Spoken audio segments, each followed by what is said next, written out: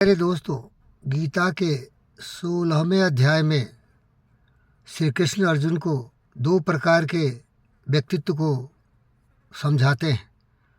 एक है सदाचारी, ब्रह्मचारी, कर्मवीर, पुरुषोत्तम, जो हमेशा सत्य, न्याय, प्रेम, शांति, अहिंसा के रास्ते पर चलता है।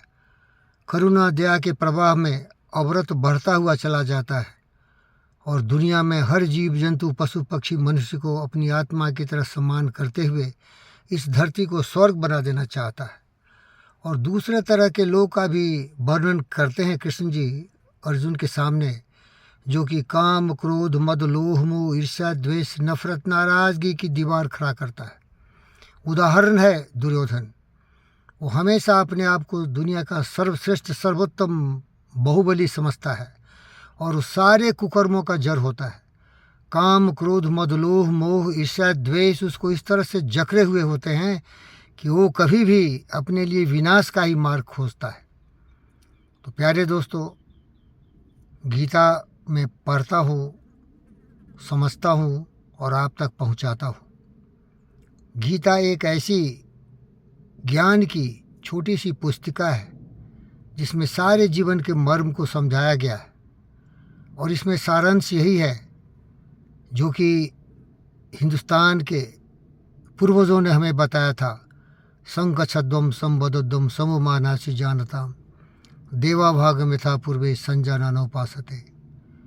हम सभी मिलजुल के रहें, एक साथ चलें, अपने मानसिक संतुलन को बनाएं, न्याय और अन्याय का पूरी हमें समझदारी हो, कभी भी किसी दूसरे को मन वचन कर्म से आहत नहीं करें, सबका सम्मान करें। हमसे अगर गलतियां होती हैं, भूल होती हैं, तो उसको हम सुधारने की कोशिश करें। कभी भी एक दूसरे के खिलाफ कोई भी इस तरह से हरकत नहीं हो।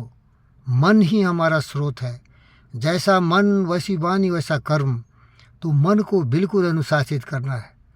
इसका चर्चा गीता में किया गया है। योगस्त कुरु कर्माणि संगम तत्वा धनंजय सिद्धा सध्या संभूत्वा ततः समस्त योग युच्यते। मीन्स हम एक योगी की तरह सच का एहसास करें और कभी भी असत्य के रास्ते नहीं जाएं, क्योंकि सत्य से ही सृजन होगा, तरक्की होगी, प्रकृति हमारे साथ होगी।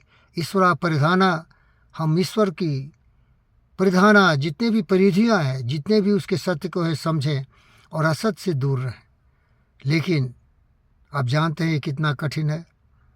उत्तिष्ठत जाग्रतः प्राप्यो वरनिबोधत क्षुरस्य धारा नशिता दूरस्त्य दुर्गम पथ कवियो वदन्ति।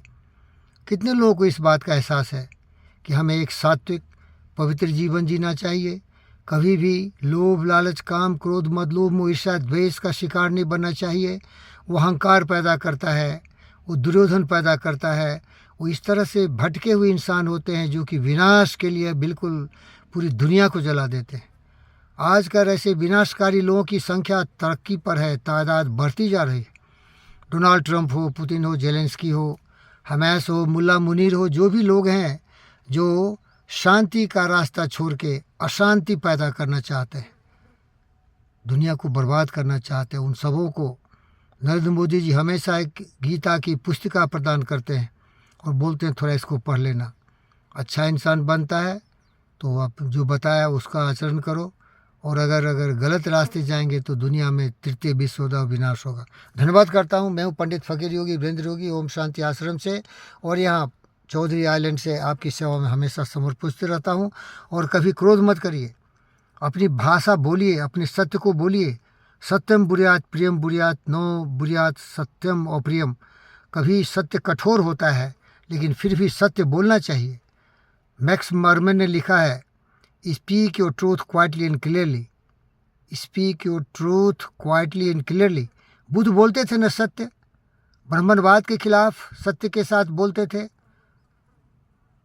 वो बोलते थे, वही गीता में लिखा है। सत्य कहीं भी होगा तो एक ही होगा ना। तो आपको माफ़ी मांगता हूँ, आप मुझ पर कभी क्रोधित मत होइए। मैं आपका सेवक हूँ, क्योंकि मैं ज्ञानी हूँ।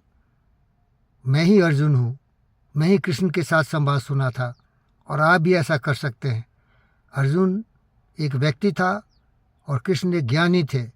उनकी वार्ता अभी भी हम सब अर्जुन बन के उनकी बातों को सुने और जीवन में आचरण करें। इससे हम धरती को स्वर्ग बना सकते हैं। यहाँ से अशांत, कामी, क्रोधी, लोभी, लालची, सत्यानाशी, दुराचारी, दुर्योधनों का विनाश हो सकता है। उसके लिए हमें जागृत रहना चाहिए। धन्यवाद करता हूँ।